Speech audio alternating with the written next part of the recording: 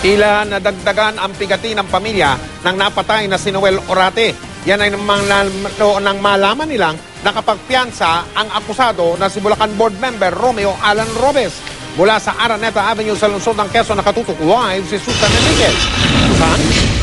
May katarungan na ipaglalaban ng pamilya ni Noel Posadas Orate matapos ang anila ay kahina-hinalang pagkamatay nito.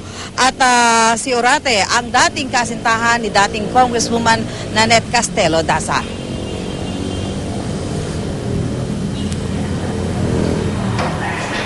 Pang-apat na gabi nang nandito sa Arlington Funeral Homes ang labi ni Noel Orate.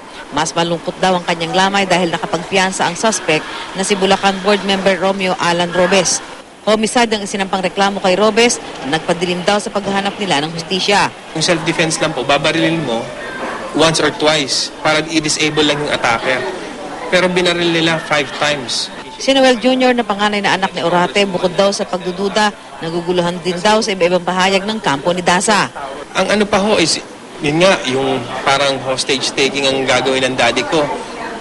Eh bakit ho nung gabing ho yun, tumawag ho si ex-congresswoman Nanette Castelo Daza sa aking grandparents' estates. Sinabi ho na Noel committed suicide. Inconsistent ho. Bakit ho ganon? Hamon ng pamilya ni Orate sa mga Daza, ilabas ang CCTV sa loob ng kanilang bahay para dumakita kung ano ang tunay na nangyari. Bagamat tila bumabangga sila sa malaking bato, gagawin daw nila ang lahat para makamit ang hustisya sa ama. Lalaban pa rin po namin, tuloy ang laban. Kahit na anong mangyari, we'll seek justice for what they did to my father po. Sinagot naman ng abogado ni pamilya Daza ang umunoy pangamba ng pamilya Orate. They don't have to fear for their lives. Wala pong masamang balak.